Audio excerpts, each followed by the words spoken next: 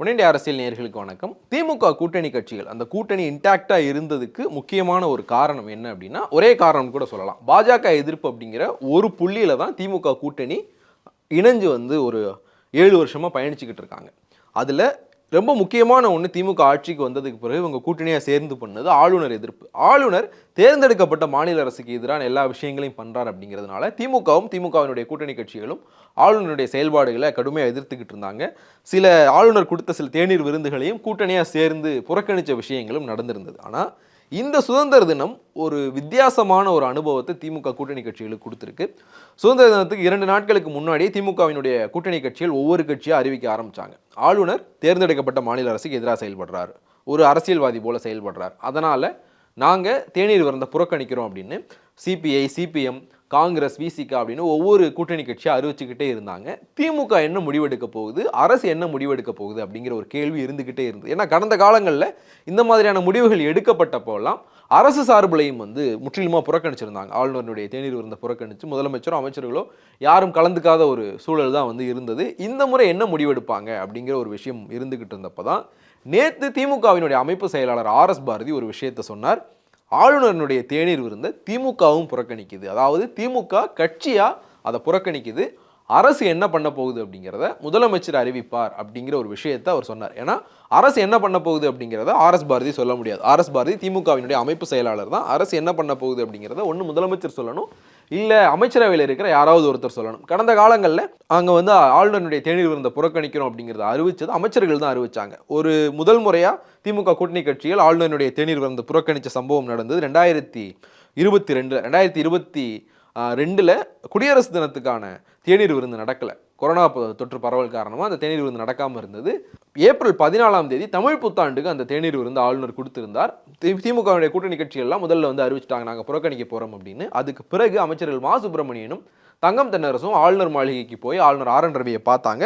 பார்த்துட்டு நீட் மசோதா தொடர்பாக நாங்கள் பேச வந்தோம், நீட் மசோதாவுக்கு ஏன் இன்னும் ஒப்புதல் கொடுக்கல, அப்போ நீட் மசோதா ஒப்புதல் கொடுக்கப்படாமல் இருந்தது, சட்டப்பேரவையில் நிறைவேற்றி அனுப்பி ஆளுநர் அது நிலுவையில் வச்சிருந்தார், அது தொடர்பாக பேச வந்தோம், ஆளுநர் அதுக்கு சாதகமான பதிலை கொடுக்கல, அதனால திமுக தலைமையிலான மு க ஸ்டாலின் தலைமையிலான தமிழ்நாடு அமைச்சரவை இந்த தேநீர் விருந்தை புறக்கணிக்குது அப்படின்னு சொல்லிட்டு அவங்களும் அறிவிச்சாங்க.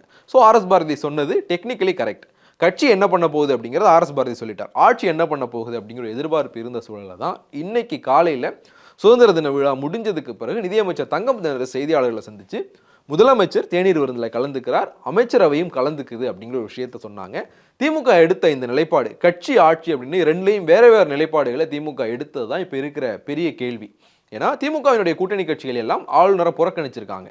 கட்சியாக நாங்கள் புறக்கணித்தாலும் ஆட்சியாக புறக்கணிக்க முடியாது, ஆளுநர் பதவிக்கான மரியாதையை கொடுக்கறதுக்காக நாங்கள் கலந்துக்கிட்டு இருக்கோம் அப்படிங்கிற ஒரு காரணமும் திமுக தரப்பில் சொல்லப்பட்டிருக்கு. இதை திமுக கூட்டணி கட்சிகள் எப்படி எடுத்துக்குவாங்க அப்படிங்கிற கேள்வி தான் ரொம்ப முக்கியமான ஒன்று. ஏன்னா அவங்க தொடர்ச்சியாக நான் முன்னாடியே சொன்ன மாதிரி பாஜக எதிர்ப்பு அப்படிங்கிற ஒரு புள்ளியில தான் அவங்க பயணிச்சுக்கிட்டு இருக்காங்க. அந்த புள்ளியினுடைய இன்னும் ஒரு சப் புள்ளியாக நம்ம ஆளுநர் எதிர்ப்பை சொல்லலாம். இந்த 3 வருஷத்தில் அதனுடைய ஒரு துணை காரணமாக ஆளுநர் எதிர்ப்பை மையம் வச்சு அவங்க பயணிச்சுக்கிட்டு இருக்காங்க.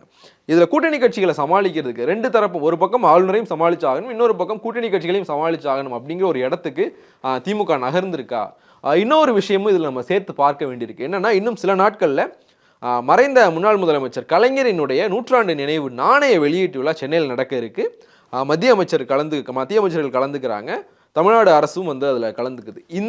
அந்த விழாவுக்கு எந்த பிரச்சனையும் வந்துடக்கூடாது, மத்திய அரசு வெளியிடுற ஒரு நாணய விழா, மத்திய அரசு திமுகவினுடைய கோரிக்கை, தமிழ்நாடு அரசினுடைய கோரிக்கையை ஏற்றுக்கிட்டு அந்த நாணயத்தை வெளியிடுறாங்க.